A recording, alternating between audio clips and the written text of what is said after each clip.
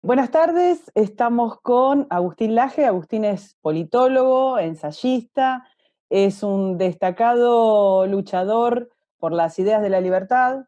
El Club de los Viernes, en este caso Argentina, pero el Club de los Viernes ya viene haciéndole entrevistas, nos interesa mucho su opinión y además nos interesa mucho su lucha, su batalla cultural que viene siendo, por lo menos en lo que tiene que ver con los libros y las conferencias y demás, muy exitoso.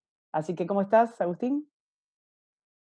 ¿Qué tal, Karina? ¿Cómo estás? Bueno, antes que nada, muchas gracias por esta comunicación.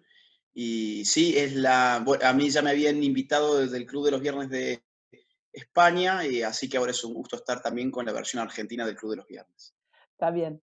En el contexto de la batalla cultural y lo que vos venís charlando, escribiendo y batallando durante mucho tiempo con la perspectiva de género, la politización de la perspectiva de género, te cuento tres cosas que ocurrieron en Argentina esta semana.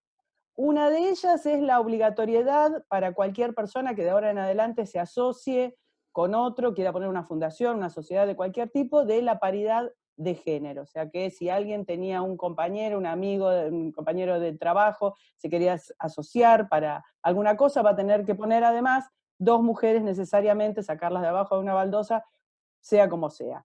Después está otra resolución que tiene que ver con que el presidente tiene que tener en sus reuniones, incluso las comitivas de viajes, un 33% de mujeres y del colectivo LGTBI más, ya no me acuerdo cuántas siglas son, Ujú. como sea, incluso penalizado si esto no ocurriera con cursos de género y demás, como para adoctrinarlo bien. Y la última de ayer es que se ha lanzado un plan de obra pública con perspectiva de género. Eso ya me resulta imposible de explicar. Pero me gustaría saber hasta dónde te parece que la ideología de género puede permear en la vida de la economía de las personas, en la vida personal. ¿Hasta dónde te parece que puede llegar esto? Mira, a mí estas medidas no me sorprenden en absoluto, para ser 100% sincero. Digamos, es de lo que yo vengo hablando desde hace 5 años, frente a un ambiente que ha tomado todo lo que yo he dicho con mucho escepticismo, cuando no con ataques directos y con adjetivaciones como la de alarmista, conspiranoico, mentiroso, irresponsable en los pronósticos que hacía.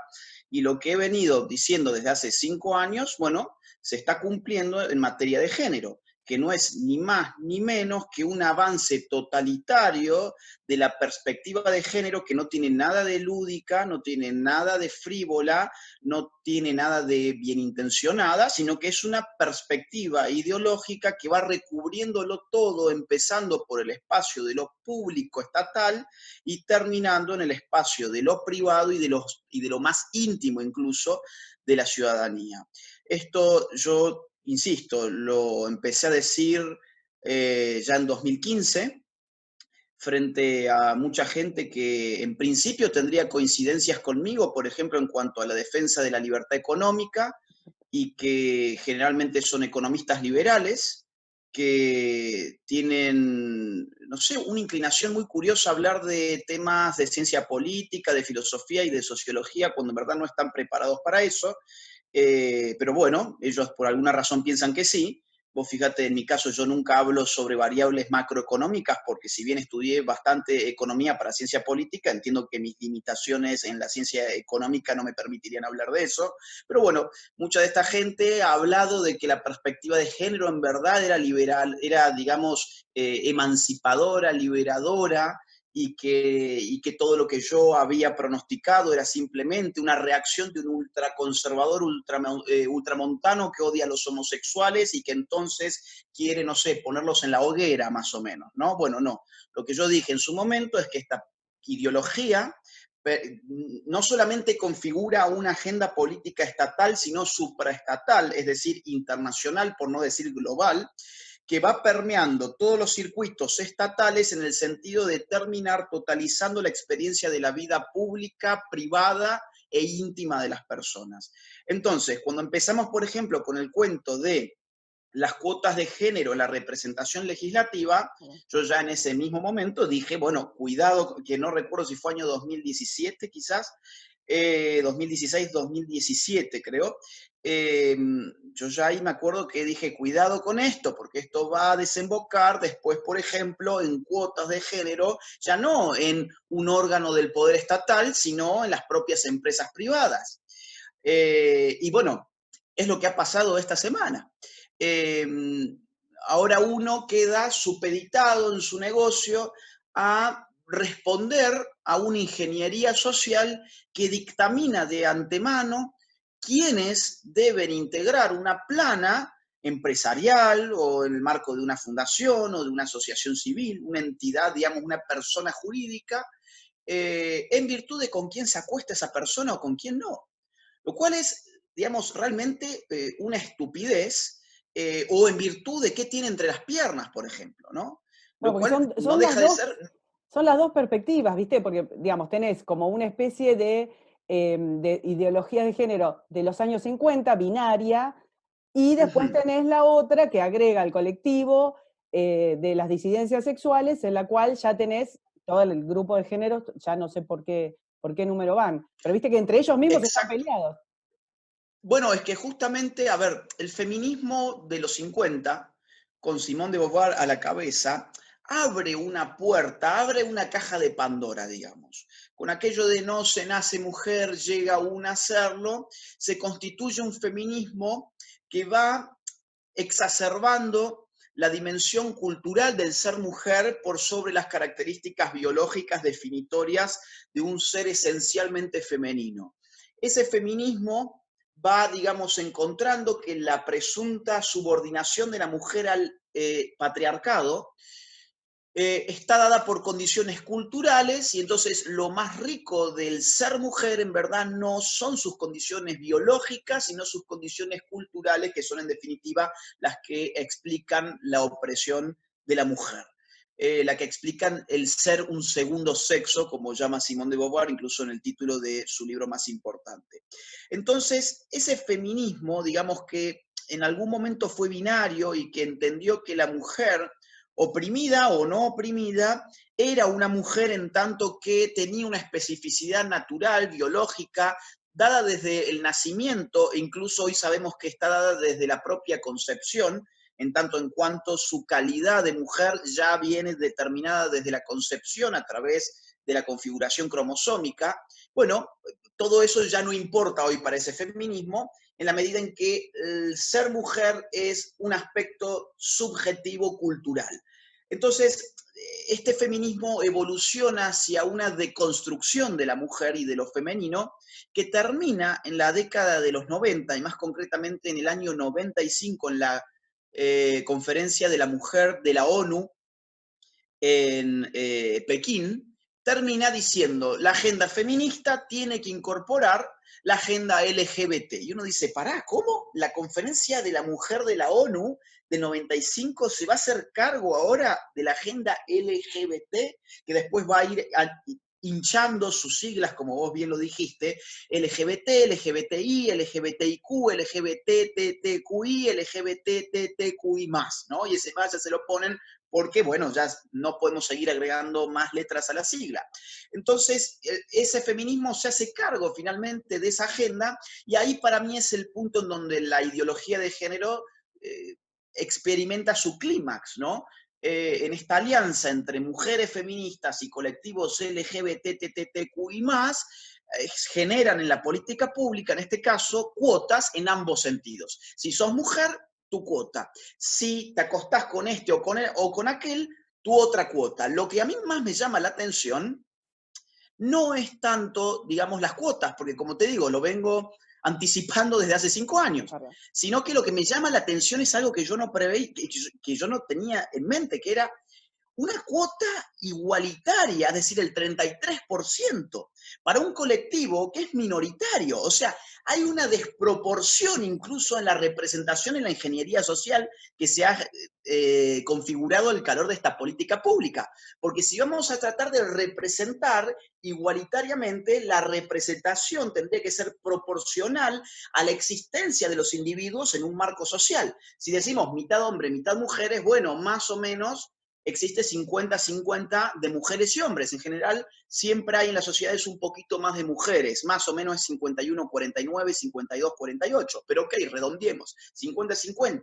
Pero no hay un 33% de transexuales, travestis, transgéneros, lesbianas y homosexuales en nuestra sociedad. Eso no es cierto. Por otra parte, nos Entonces digo, ¿de estamos dónde salen estos olvidando, números? no, además nos estamos olvidando de la pertinencia, o sea, de que alguien esté en una sociedad o en una comitiva presidencial o, no sé, supervisando la obra pública, nada más que por su objeto de deseo, porque, como, digamos, al correr la biología de todo esto y sacar la condición de, digamos, binaria biológica, porque la biología aparece como una palabra espantosa y discriminadora, entonces Sí. sacamos la biología, es solamente autopercepción y objeto de deseo. Entonces, es difícil entender la pertinencia de alguien en una comitiva presidencial, en un directorio y demás, por su objeto, por la percepción de su objeto de deseo. Y más aún, lo que se presupone es que la identidad de los sujetos es un producto de, digamos, un producto en bloque, un producto monolítico de con quién se acuesta esa persona. Tanto así que vos fijate qué interesante lo que ha pasado con lo de la bandera multicolor, la famosa llamada bandera del orgullo gay, que hoy, no por nada, es simplemente denominada como la bandera del orgullo, ¿no? Es decir, ya no es la bandera del orgullo gay siquiera, es la bandera del orgullo, porque el orgullo es reductible a con quién te acostás o cómo te autopercibís. Eso es todo lo que te tiene que dar orgullo, porque eso es todo lo que sos. Todo lo que sos es eso, no importa, digamos, tu nacionalidad, no importa tu fe o tu no fe, tu religión o tu no religión, no importa tu ideología política, no importa tu filosofía de vida, no importa la herencia familiar o tradicional que vos puedas o no querer llevar adelante en tu propia vida, no importa, no sé, vamos a decir, el tipo de música que te gusta, no importa el tipo de cine que te gusta, no importa el tipo de arte que valorás, no importa el tipo de sistema ético al cual adherís, no importa absolutamente nada. Es más, vamos incluso a un tema más popular, no importa el club de fútbol del cual sos hincha, no importa el tipo de ocio que llevas adelante en tu tiempo libre, digo, todo eso va configurando una personalidad y una identidad individual. Pero no, ahora la identidad individual es el producto de una única variable, que es con quién te acostás o no te acostás. Por eso yo te decía, la ideología de género es totalitaria en la medida en que totaliza no solamente el espacio público, no solamente las organizaciones privadas, sino aquello que más íntimo es del individuo, llegándole a hacer creer que su identidad y la plenitud de ese orgullo está expresado por aquello que desea sexualmente, lo cual es una locura. Y ahora, ¿cuál es la relación entre esa identidad u orientación sexual con el tipo de política que a uno lo representa? Porque esto también da por sentado que la sexualidad y la orientación sexual y la identidad sexual tienen una conexión directa, totalmente, digamos, eh, casi en el modo de una ecuación de igualdad, ¿no? Orientación sexual igual este tipo de política pública. Sí, Por eso es que necesitamos que la orientación sexual esté allí representada. Es una locura. la diversidad pasó a ser una homogeneización de la persona, bueno, en el caso de las mujeres es muy grave, porque vos no sos más un individuo autoconcebido, digamos que puede pelear por sus deseos, por sus intereses y demás, sino que al ser mujer perteneces a un grupo homogéneo y eso es catalogado como lo diverso. Y el grupo homogéneo además Ideológicamente homogéneo, además. absoluto, Ideológicamente homogéneo. absoluto, absoluto, que además con la crueldad de que esa, digamos, lo que te aglutina es no ser varón, sencillamente Sí. eso. O sea que no se me ocurre nada más discriminatorio, humillante para la mujer que en la condición de que vos pensás todo esto y adherís a toda esta ideología sencillamente por lo que no sos, el no varón. Exactamente. No, incluso digamos que en ese no ser varón está concatenado una serie de significaciones políticas que vienen casi pegadas con plasticola, que es no ser varón, por lo tanto no ser patriarcal, por lo tanto no ser capitalista, porque el Ujú. capitalismo y el patriarcado tienen un nexo histórico, lógico, filosófico y económico, según estas teorías. Entonces, no ser varón equivale a no ser patriarcal, que a su vez equivale a no ser capitalista, que equivale a su vez a, por ejemplo, no ser heterosexual, porque también acordate que se habla, por ejemplo, del heterocapitalismo y se habla también del heteropatriarcado, porque habría entre la heterosexualidad y el patriarcado una unión en cuanto a el estímulo a la reproducción heterosexual, en términos de la cual el dominio del hombre siempre se corona como una realidad inevitable. Entonces, se van dando equivalencias y esto parte de una teoría política muy importante, pero que a veces no la tenemos muy en cuenta, que es la de Ernesto Laclau, argentino. Nada más ni nada menos que Ernesto Laclau, que llama a reconfigurar el socialismo a partir de una nueva teoría de la hegemonía que vaya haciendo equivalentes contenidos que en verdad son diferentes para incrustarlos dentro de una misma causa. Entonces, hoy ser mujer es no ser varón, no ser capitalista, no ser patriarcal, no ser heterosexual. Es una locura. Y entonces, ¿cuántas mujeres te quedan? Bueno, no, un puñado de mujeres que odian ser mujer en el fondo. Además, que odian ser mujeres, que odian a los hombres, que odian a la familia, que odian a todo lo que revista autoridad, salvo las propias feministas que ejercen sobre ellas una relación de poder y así sucesivamente. Sí, sin pensar además que es el Occidente el que permite que estas ideas tengan lugar, digamos. Es en Occidente donde la mujer obtiene, en el momento en que sí, la lucha feminista, la lucha sufragista tenía sentido, porque las mujeres realmente no tenían los mismos derechos, pero esto surge en Occidente, digamos, es el pensamiento capitalista, liberal, el que permite la filosofía de repensar y de igualar a la mujer y el varón hace muchísimos años, ahora no hay diferencias. Y en cambio, nada están diciendo este comentario que hacías vos respecto de la cuestión capitalista, nada están diciendo de la opresión de las mujeres en muchísimos países en los cuales, a ver, no, digamos, no hay barbaridad que no hayan hecho. Casamiento de niñas, ablación, esclavitud, lapidación, ni hablar de cómo se tratan los homosexuales. Bueno, esto sin lugar a dudas, es decir, entre el capitalismo liberal y el feminismo, eh, o digamos el sufragismo, para ser más concreto, existe una lógica histórica que los conecta, o sea, hay una coincidencia histórica en el ascenso del capitalismo liberal, por un lado, y la manifestación política del movimiento sufragista, eh, y también existen condiciones sociológicas que llevan a la necesidad, por ejemplo, de incorporar a la mujer al mundo laboral, a través de, por ejemplo, legislaciones de igualdad ante la ley y ese tipo de cuestiones propiamente burguesas, digamos, ¿no? Que nacen, de hecho, con las revoluciones burguesas, en Francia, en Estados Unidos, en Inglaterra. En cambio, por ejemplo, en el comunismo, en el socialismo real, uno no va a ver jamás ninguna mujer en una posición de dirección en absoluto. Esto para pensar en el comunismo, digamos, de la Unión Soviética, extinto ya, en el comunismo más duro de la China maoísta o incluso en esta especie de hibridación entre comunismo y capitalismo que hoy vive China, o lo podemos pensar también en los comunismos de América Latina. Podemos pensar en el socialismo cubano o en el socialismo chavista. Y a mí me llama la atención que yo no escucho ninguna feminista en general pidiendo cuotas de género en la Cuba castrista.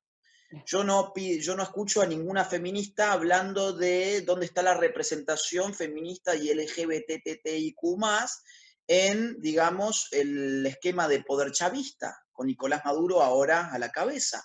¿Por qué es eso? Yo no veo ninguna mujer feminista, digamos, llevando seriamente una lucha de concientización que que en un mundo globalizado puede llegar con mucha efectividad a países islámicos. No, ahí hay que hacer caso omiso de todo porque si no estaríamos violentando una cultura distinta a la nuestra y hemos perdido todo parámetro de valoración cultural porque nos han dicho que el relativismo cultural es el paradigma al cual tenemos que adherir para ser progres, para ser chic, para ser cool, ¿no?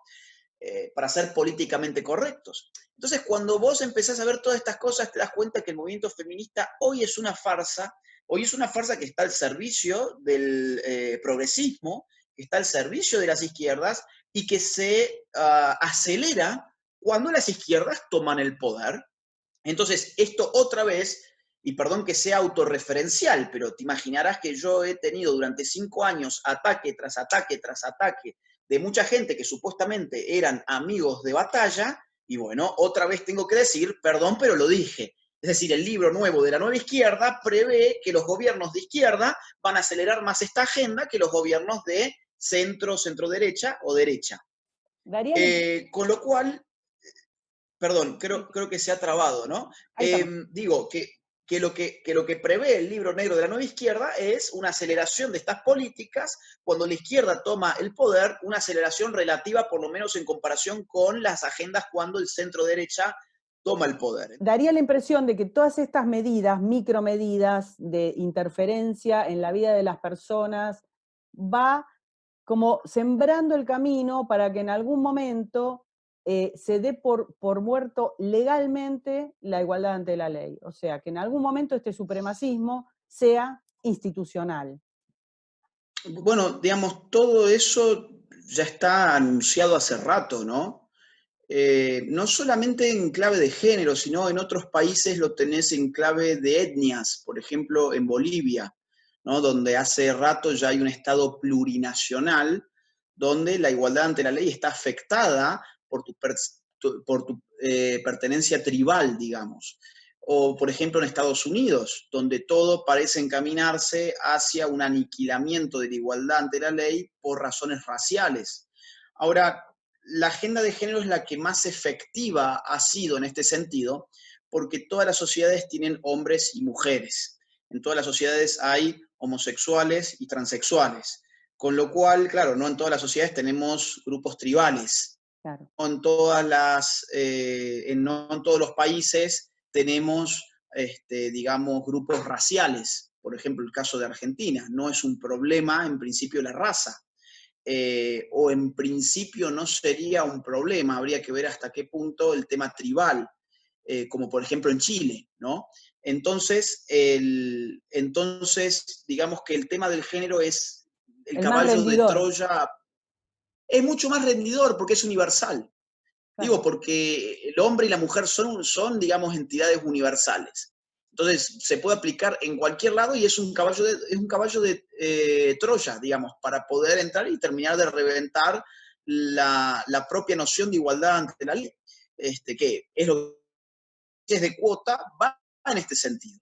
Claro. Las universidades en este sentido tienen, digamos, vienen trabajando en esto muy fuertemente, pero este último tiempo, la cancelación de docentes al no adherir absolutamente a o sea, cualquier pequeño rasgo de disidencia permite la cancelación de un docente, de un programa. Entonces, te consulto, en ese sentido, ¿te parece que la universidad o la educación han sido el caballo de Troya de esto, de este movimiento? Mira, las universidades tienen muy poco contacto con la realidad, crean realidades paralelas, realidades ideológicas, y apuntan últimamente, digamos, en las últimas por lo menos 6 décadas, al constructivismo social. A su vez, estas ideologías tampoco tienen contacto con la realidad y con las aspiraciones de las masas. En ese sentido, muchísimo de, por ejemplo, lo que fue el marxismo.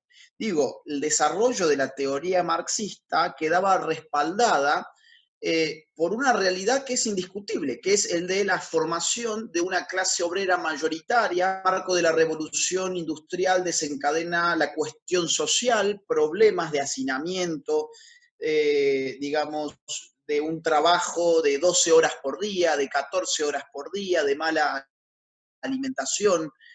Todos estos problemas, digo, son históricamente reales y hay un fundamento material real que después se configura ideológicamente a partir de la teoría o la ideología marxista, ¿no?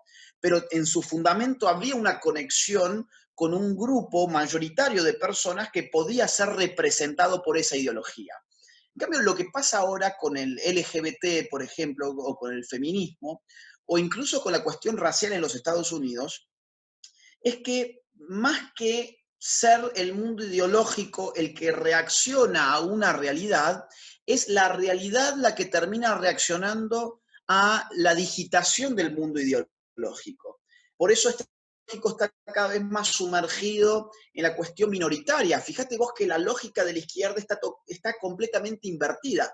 Si el marxismo clásico tenía alguna confianza en que la revolución iba a desencadenar la victoria del proletariado, eso era que el proletariado era la inmensa mayoría de la sociedad. Es decir, ellos, cuando hablan del fantasma que recorre Europa, es un fantasma cuantitativo, además de cualitativo. Sobre todo es cuantitativo. La teoría marxista lo que tiene que hacer con ese fantasma es darle cualidad. La cantidad ya está dada, son un montón. Ahora nosotros tenemos que inyectar conciencia de clase, por ejemplo, ¿no?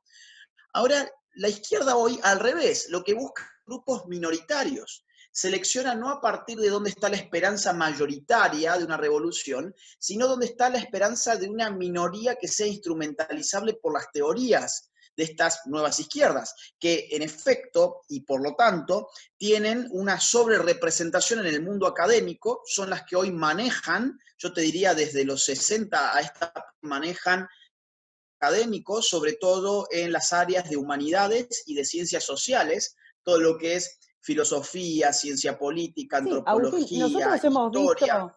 hemos visto de todas maneras que ya está en las ciencias duras el tema, viste que, digamos, Sí, ya no es que podés decir, con bueno, las está bien, en las ciencias sociales esto permeó, pero las ciencias duras están a salvo. Pues no. ciencias duras han tenido el problema de que están muy regidas por métodos científicos sumamente estrictos. Ahora, han subvertido también la idea de que la ciencia dura tiene que estar subvertida, perdón, que tiene que estar subordinada a un método científico estricto. Entonces ahí empieza a permear todo lo que es el posmodernismo en el marco también de la ciencia, donde hay, digamos, hay un episodio muy interesante que se registra en un libro que se llama Imposturas Intelectuales, en la cual un físico escribe un paper científico, entre comillas, para una revista de estudios culturales, o sea, estudios posmodernos, en donde este científico sostiene que la gravedad es una construcción cultural. Y para eso cita a Lacan, a Derrida, a Foucault, a todos los ídolos progres de hoy. Y cuando ese texto, cuando ese paper se publica en esta revista muy famosa que se llamaba Social Text, él al mismo tiempo publica otro artículo en otra revista científica donde dice, acabo de hacer un experimento social con el mundo de las humanidades y de las ciencias sociales para mostrar qué endebles son, porque este paper que yo mandé, y me lo publicaron como si estuviera bien. Fue toda una broma, mi paper fue una broma y esta gente se lo tomó en serio, se tomó que realmente la gravedad era una construcción social. Bueno, lamentablemente hoy esos paradigmas ya han penetrado efectivamente también en las ciencias duras, por ejemplo, la medicina, ¿no? Entonces, sí, digamos, pero de los 60 hasta hoy, sobre todo las humanidades y las ciencias sociales, que son, por otra parte, las que definen la cultura. Es decir, los ingenieros, digamos, no, los administradores de empresa, los expertos en marketing, bueno, este tipo de gente en verdad no, digamos, no tiene en general mucho para decir en batallas culturales. No saben en general lo que es la cultura, tampoco importa eso porque no es su objeto de estudio, pero en cambio un sociólogo, un antropólogo, un historiador, un politólogo, un filósofo, incluso voy a decir, no sé, un esteta, un artista, claro que tiene un rol mucho más fuerte, mucho más vigoroso en una lucha cultural. Y por eso es que la estamos perdiendo, ¿no? Porque nosotros no hemos llegado jamás a esos ámbitos, salvo con la ciencia económica. Claro.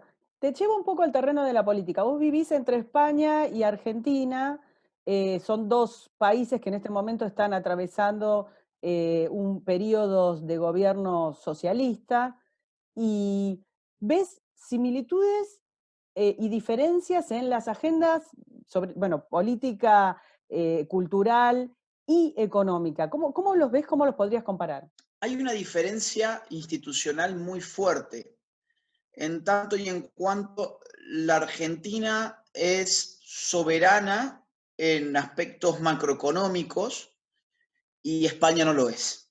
Es decir, España está sujeta a lo que es la Unión Europea, con lo cual, por ejemplo, ahora la Unión Europea acaba de salvar a España después de la caída, digamos, más brusca que han tenido los países de la Unión Europea, que probablemente sea la de España.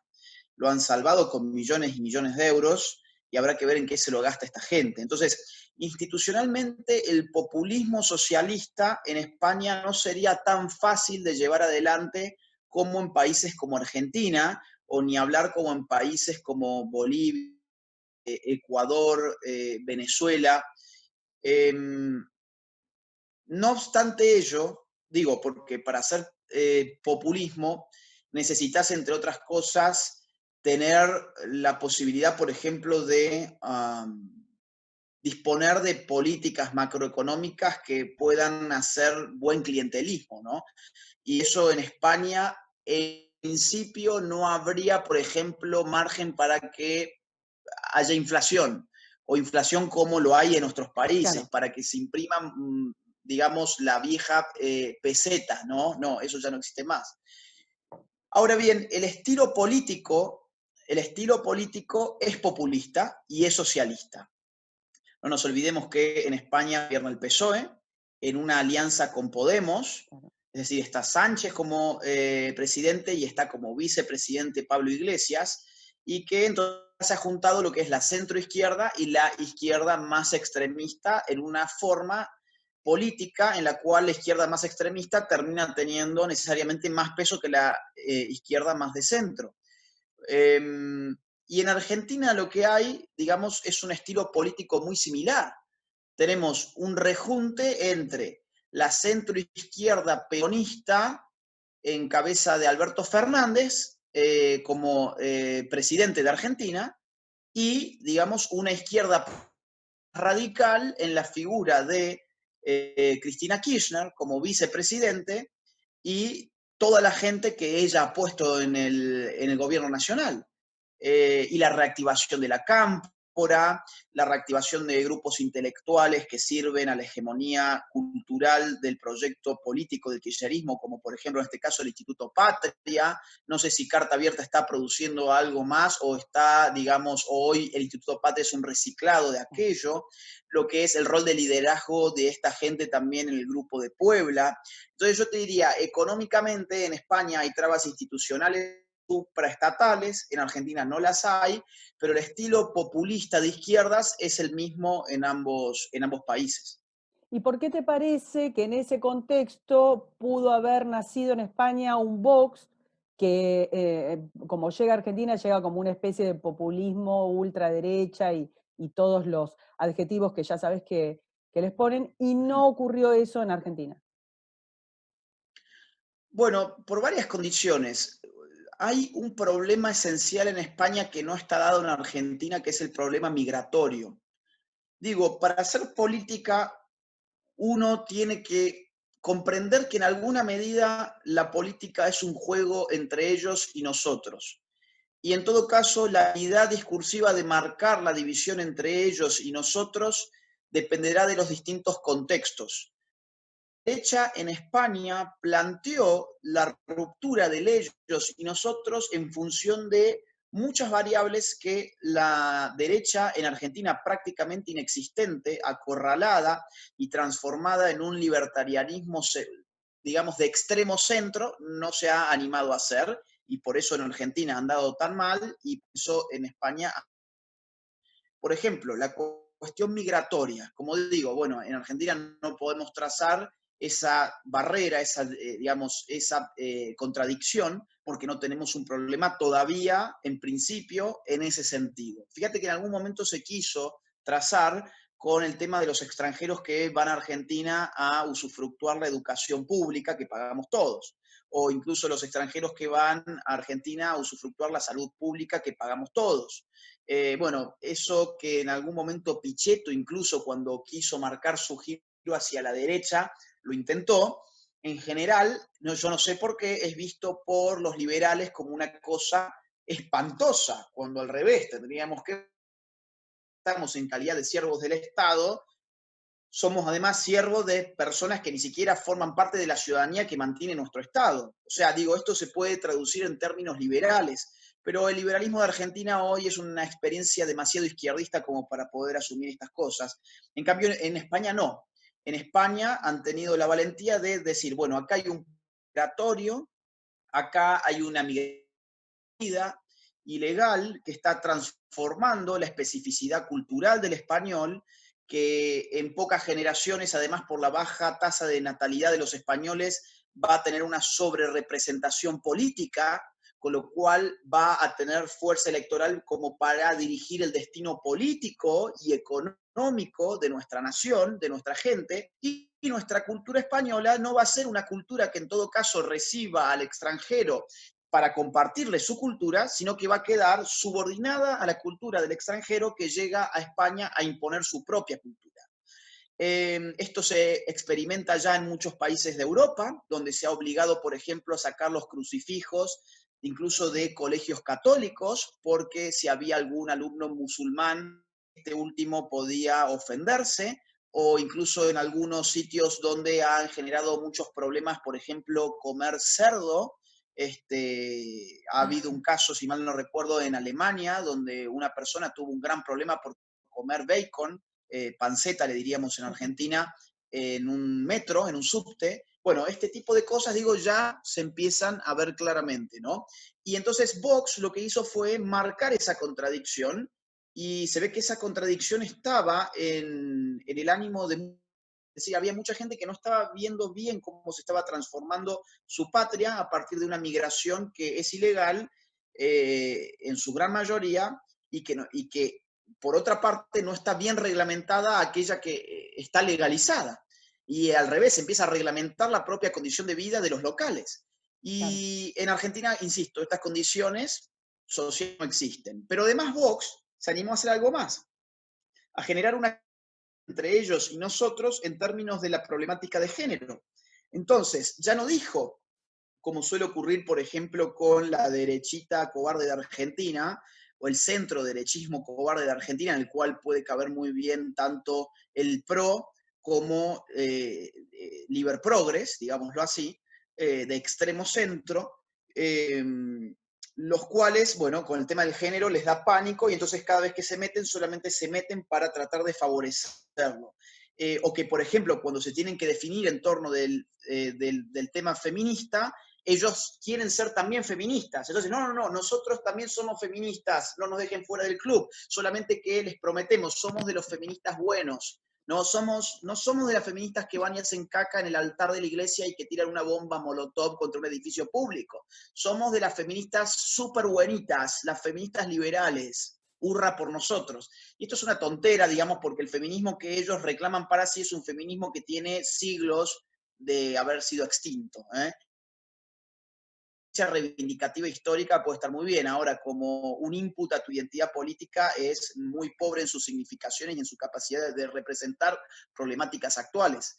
En cambio, Vox lo que ha hecho en España ha sido muy distinto. Ha sido, sí, ustedes son feministas, muy bien, nosotros somos antifeministas. Nos hacemos cargo de eso y planteamos una frontera de división, una dialéctica incluso, entre un ellos feminista, LGBT, funcional y adictos a la ideología de género, y nosotros, que somos personas antifeministas, que somos personas tradicionales que defienden la familia, que somos personas que están en contra de la imposición de la ideología de género, y eso ha redituado muchísimo más la experiencia del PLIV, que viene a ser el Partido Libertario en España, que nunca ha conseguido ningún puesto Nada. político.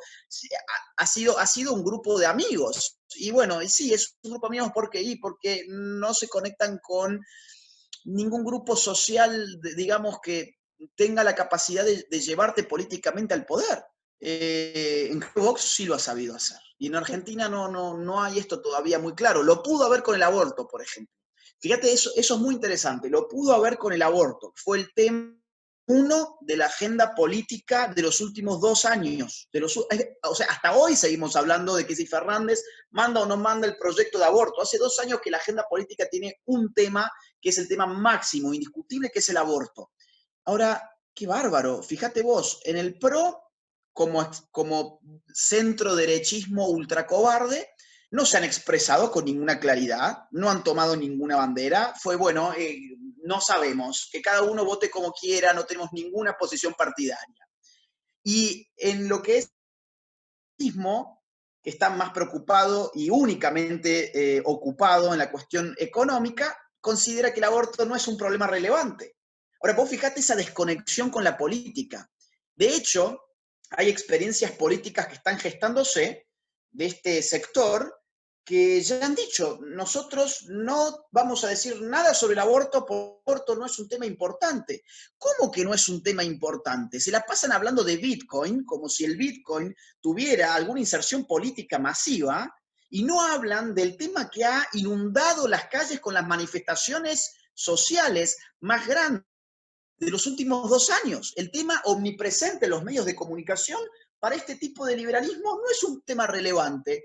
Más relevante es hacer una conferencia sobre Bitcoin y criptomonedas. Bueno, claro, después uno dice, ¿por qué fracasan políticamente? Y yo te diría, bueno, las pruebas están a la vista de quien quiera verlas, ¿no?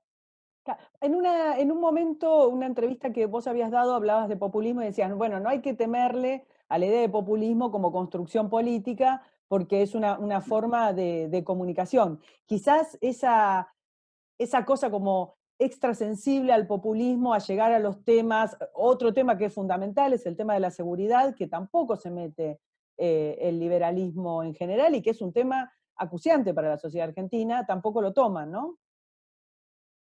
Tampoco lo toman porque también ese liberalismo de extremo centro, o incluso de centro izquierda en muchos casos, es un liberalismo que le hace asco a la autoridad. Nada de lo que yo estoy diciendo ahora es algo nuevo. Rothbard, cuando se separa del libertarianismo, crea el paleolibertarianismo y lo distingue del libertarianismo o del libertario modal, como él lo llama, o sea, del libertario por moda, en el sentido de que el libertario por moda odia todo lo que sea autoridad, todo lo que sea jerarquía, todo lo que tenga un rigor, una disciplina.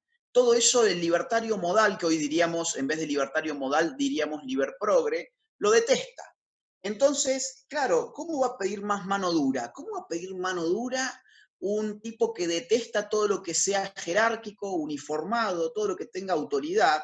Ahora, esto es una contradicción en sus términos, porque, digamos, para proteger lo que los libertarios valoran incluso como el fundamento de la libertad, que es la propiedad privada, necesitas una fuerza de seguridad vigorosa, necesitas normas que se cumplan y necesitas incluso un Estado represivo. ¿Estado represivo en qué sentido? En el sentido de reprimir a aquellos que no cumplen esas normativas, esas leyes. Bueno, ahora parece que todo esto no existe y que la propiedad privada se mantiene por sí misma. Esto incluso, llevado más al extremo, a mi juicio, es la experiencia ANCAP, que tampoco está ligada a ninguna realidad que estemos viviendo hoy. La idea de que nos podemos organizar nosotros al margen de cualquier centralización estatal, porque si entonces contratamos agencias de seguridad privada. Bueno, esto ya fue refutado hace rato por uno de los mejores filósofos libertarios, que fue Robert Nozick, en Anarquía, Estado y Utopía. Entonces, son desconexiones que hay de esta gente con la realidad política, la realidad mediática, la realidad sociológica, la realidad histórica, el dominio cultural y filosófico, los temas de agenda. Hay una desconexión brutal. Ahora, cuando sí se conecta, es cuando el libertarianismo muestra todo su poder popular. ¿Qué es eso? Javier Milei. A ver, ¿por qué Claro, Javier Milei tiene un poder de inserción en las masas? Es el único. Yo estoy tratando de pensar, pero yo creo que es el único que tiene realmente un poder de inserción en las masas. Porque él, está hablando en una clave, digámoslo así, yo sé que a él no le va a gustar esto, pero yo creo que hay una lógica semipopulista en su forma de articular el discurso. Él no está haciendo otra cosa más que marcar la diferencia entre la sociedad civil y la sociedad política. La sociedad civil puede ser investida eventualmente con la carátula de pueblo. La sociedad política puede ser investida en cualquier momento con la categoría del antipueblo. Pero la propia lógica de división radical del mismo espacio comunitario, diría Laclau, entre amigos y enemigos, ya está planteado. E incluso está planteado por la propia Ayn Rand. Digo que estos sectores reivindica mucho y que es una autora que a mí particularmente me gusta bastante. Y está planteado de esa forma, es decir, John Galt y su lucha de los industriales productivos contra los parásitos de la clase política y estatal es una lucha del pueblo contra el antipueblo en otros términos. Entonces, este asco a la lógica populista es una falta de comprensión en última instancia, a mi juicio, de cómo funciona la democracia. El nombre imprime la palabra pueblo en tanto que demos. Con lo cual, tratar de jugar electoralmente sin atender de que la democracia implica la representación del pueblo y no hablar, por ende, del pueblo, es una pérdida, otra vez, es una pérdida de conexión con la realidad de nuestro sistema electoral y de su legitimación política filosófica. Con lo cual, yo veo que si somos minoritarios, si la centro derecha, la derecha y especialmente la ciencia libertaria en Argentina no es popular, es porque está desconectada de la realidad política, sociológica, histórica y filosófica. Cuando se conecta con esa realidad, que es el caso de Javier Milei, entonces vos fijate la sobrerepresentación que genera. Cambia una generación, tiene lugar en amplios medios de comunicación, sus conferencias son prácticamente shows teatrales, o sea, con una sensibilidad de lo que las masas también están estructuradas para poder absorber. Digo, ya no es una conferencia de un intelectualismo elitista, sino que es una cosa de cómo puedo bajarlo a las masas, cómo puedo bajarlo al pueblo. Y eso es importantísimo de hacer en la medida en que tu proyecto sea tener poder. Si tu proyecto es tener fundaciones financiadas por Alemania, entonces, bueno, seguí haciendo club de medialunas y hablando sobre Bitcoin y criptomonedas. Ahora, si tu proyecto es un proyecto de poder, bueno, entonces tenés que empezar a pensar en cómo el poder funciona de verdad. de hecho, hay una división muy impresionante entre el tema de los libros y las conferencias tuyas, de Javier, que son masivas. Vos tuviste incluso conferencias en España, siempre me cuenta la gente del Club de los Viernes allá, creo que en Valencia, con un enorme movimiento en contra y a favor, digamos, que movés al conocimiento general y amores y odios y toda esa cosa que es popular, que se traduce en libros, en conferencias y demás, no se traduce en una participación política, digamos, ese ambiente de interés alrededor de las ideas liberales y del individuo y demás, no se plasma después en un movimiento político. Eso es porque los eventos quedan planteados prácticamente como mítines políticos. Es decir, uno va a dar una conferencia. Puede ser Javier, puedo ser yo, Nicolás Márquez. Vamos a dar una conferencia. Y quien va a la conferencia no va con el ánimo de quien va a, digamos, no sé, una conferencia de nutrición o una conferencia de tecnología y ciencia, o una conferencia teológica, o una conferencia de inversión o de Bitcoin, ya que estábamos hablando recién de eso, que, ojo, que no se entienda mal, no tengo nada contra el Bitcoin, pero No, sí me no, parece claramente. significativo, digo, la cantidad de energía política puesta en una que no está politizada. En cambio, digamos, estas conferencias, la gente va con un ánimo político. Yo voy ahí como una expresión política de mi apoyo a ideas políticas. Entonces, rápidamente la conferencia se convierte en un escenario político y se convierte en una instancia de descarga de tensiones políticas acumuladas durante mucho tiempo. La gente en cada aplauso, de alguna forma, está liberando toda, digamos, una historia de vida, todo un cúmulo de experiencias negativas que han tenido en adoctrinamiento en el colegio, que han tenido en adoctrinamientos en la universidad, padres de familia que han tenido que pasar muy malos ratos con el adoctrinamiento hipersexualizado, que sean hijos que tienen, no sé, 5 o 6 años. Entonces, cuando te aplauden, no están aplaudiendo a un expositor en una conferencia de inversión en mercados de capitales, sino que están aplaudiendo lo que ellos están viviendo como una liberación casi, ¿no? Entonces, en efecto, estas conferencias movilizan en un sentido distinto de lo que las conferencias naturalmente movilizan. No es solamente un ánimo de conocimiento el que moviliza, sino que es un ánimo de representación política. Por eso, insisto con algo, hay un montón de gente a ser representada políticamente. El problema es que no hay en este momento en Argentina la voluntad política por representar esos contenidos. Te voy a poner, digamos, el ejemplo, si querés, de la iglesia evangélica. La iglesia evangélica en Argentina, según censos, que ya han quedado viejos por otra parte, supera el 10%. En Chile, el 20%. ¿Cuántos diputados evangélicos hay en Chile? Creo que uno o dos. ¿Cuántos diputados evangélicos hay en Argentina? Uno o dos. Digo, con un 10% de la población, ¿cómo a nadie se le ocurrió, por ejemplo, del liberalismo, asumir la lucha antiestatista que nació desde las iglesias evangélicas y con mis hijos no te metas? Una lucha que coincidía en sus principios y en sus efectos con todo lo que el liberalismo supuestamente viene predicando hace años, que es la reducción de la intromisión estatal en las esferas privadas e íntimas de las personas. Ahora no, claro, eran los evangélicos, los liberales no podemos meternos con esta gente, porque entonces vamos a ser místicos. Y Ayn Rand dijo que el misticismo era algo muy malo. Entonces ahí empiezan ya a hacer toda una mezcolanza que es antipolítica por entero, y entonces yo no he escuchado ninguna expresión de ningún, digamos, de ningún libertario de renombre en temas como la educación sexual integral.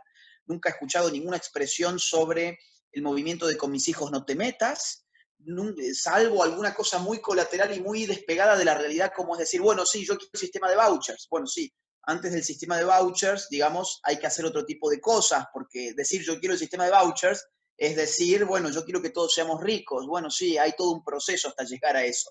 Entonces es como quien no quiere la cuestión. Y ahí había una oportunidad enorme de poder llegar a una articulación entre un grupo social que es nada más y nada menos que al menos el 10% de la población, además con una movilización política muy direccionada por los pastores, de modo que vos tenías ahí una referencia política enorme para poder jugar en eso que es la representación política. Y bueno, tampoco se pudo llevar a cabo por dogma y muchas cobardías también que han infectado a estos movimientos y que por eso hoy los hacen ser políticamente inexistentes. Exacto. Para terminar, te hago una última pregunta. ¿Vos tenés pensado, no ahora, no sé si en el 21, más adelante, tener una participación política electoral? No, participación política, bueno, digamos, el problema cuando uno cierra las puertas es que después cuando las quiere abrir tiene que explicar por qué las quiere abrir. Entonces yo no voy a dejar cerrada ninguna puerta. Yo te voy a decir estar donde mi función sea más eficiente. No eficiente a un nivel personal, sino eficiente a un nivel colectivo.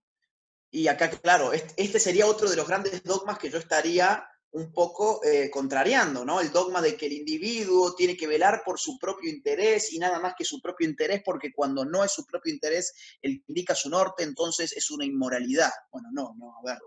La política, cuando vela por el propio interés, se convierte en aquellos hombres que viven no para la política, sino de la política, como decía Max Weber, ¿no? Y aparte del proyecto político es por definición un proyecto colectivo, porque la polis por definición es un espacio colectivo. Entonces, también en el liberalismo de izquierdas o del libre progresismo yo siempre noto que hay una exacerbación de un individualismo mal entendido que termina generando la antipolítica y por eso nos recluimos en todo. En mi caso yo te diría, yo trato de hacer las cosas en función de un norte. Ese norte es la construcción de una nueva derecha. Mi objetivo es ese. Mi objetivo es que tenga lugar una nueva derecha en Argentina y en el mundo, porque hoy hablar de estados-nación está casi desconectado con la realidad política, que no es, digamos, no es tanto nacional como supranacional. Fíjate, no sé, vuelve la izquierda a Latinoamérica y de inmediato aparece un grupo de articulación política internacional que es el Grupo de Puebla.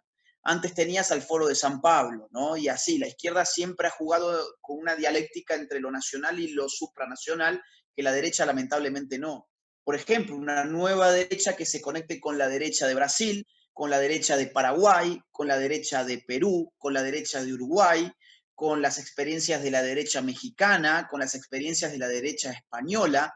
Hubo gente que me había comunicado la vez pasada que, bueno, se estaba generando un nuevo espacio político y cuando les comenté la referencia de Vox, me decían que no, que Vox en verdad no era su referencia, era el Partido Republicano de los Estados Unidos.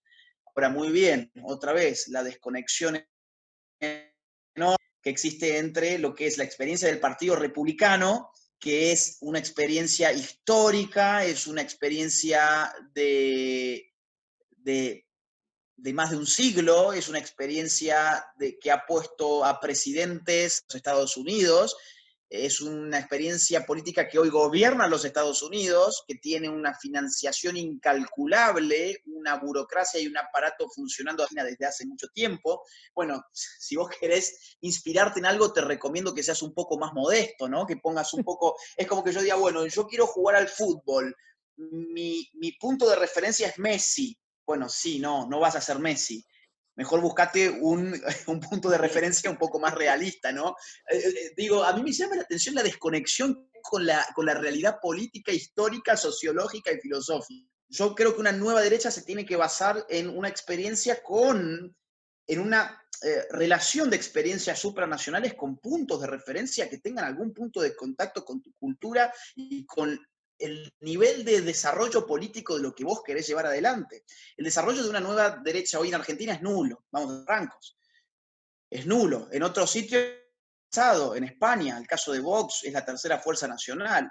El caso de Brasil, lástima que Bolsonaro está estropeándolo todo en este mismo, digamos, ahora mismo, pero bueno, fue una experiencia interesante también por su alianza con los evangélicos. En el caso de Estados Unidos, con Donald Trump. En el caso de países como Paraguay, también hay una experiencia para tratar de ver y estudiar con Mario Abdo. Entonces, mi norte es la formación de una nueva derecha, no solo en Argentina, sino en la región entera. Y yo como político tendría que dar en gran medida, digamos, el rol que yo estoy cumpliendo hasta ahora, que es, si se quiere, el rol de intelectual orgánico, ¿no? Eh, ¿Por qué lo tendría que abandonar? Y bueno, vos imaginate, a mí me designan como, no sé, o legislador o lo que fuere o en un cargo político X. Bueno, yo voy a poder seguir haciendo giras por América Latina, llevar adelante este mensaje para tratar de tener reuniones con políticos, con líderes sociales. Voy a poder seguir escribiendo libros como lo hago y que le dedico muchísimas horas por día. Le dedico entre 8 y 12 horas por día. Voy a poder seguir con actividad en las universidades. No, ¿por qué? Y bueno, porque ahora voy a tener que cumplir, si no quiero estafar al pobre contribuyente al cual lo estamos esquilmando con impuestos, mi salario, ¿no? Entonces tengo que trabajar y entonces cultural y va a quedar demasiado rezagada.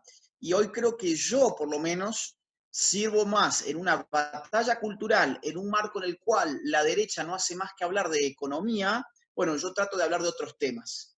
Y no veo demasiada gente con ánimos de hablar de otros temas que no sea gráficos de barra, plantillas de Excel, ecuaciones económicas. No veo mucha gente también que esté reivindicando la libertad en otros planos que no sea la libertad económica. Y entonces creo que perder esa función hoy sería perder más colectivamente de lo que se ganaría. Si se disputa un puesto como diputado, bueno, que esté yo ahí levantando la mano o que esté otra persona con nuestras ideas levantando la mano es prácticamente lo mismo, porque en definitiva lo que cuenta en última instancia es si la levantaste o no la alzaste. En cambio, esto de estar escribiendo los libros, dando las conferencias, los debates, entrando a las universidades y eso, veo que en este momento no sería tan reemplazable. Con lo cual, hoy, agosto, 11 de agosto del 2020, yo te diría, yo no estoy para la política. A menos que vea que la política puede dar más colectivamente para el proyecto de una nueva derecha que lo que puede dar hoy una lucha cultural. Agustín, te quiero agradecer mucho la charla. Es un placer hablar con vos, sos clarísimo, no tenés temas que digas no, en esto no me meto, así que es muy interesante escucharte y esperamos volver a entrevistarte pronto. Suerte con tu próximo libro, un abrazo grande. Bueno, Karina, muchísimas gracias a vos por la comunicación. Gracias a todo lo que están haciendo desde el Club de los Viernes, que los sigo y sé que afortunadamente ustedes también se embarran, porque es un barro, es ensuciarse con temas que no son políticamente correctos. Sé que ustedes son también libertarios y que son libertarios que están velando no solamente por la libertad económica, sino por la libertad cultural, por la libertad de enseñanza, por la libertad científica, por la libertad de las familias a la hora de escoger la educación de sus hijos, por la libertad religiosa, por la libertad de expresión. Así que eso es algo que yo valoro muchísimo y les agradezco, bueno, no solamente a vos, sino a todos los miembros del Club de los Viernes. Un fuerte abrazo y bueno, espero que sea hasta la próxima. Un abrazo grande.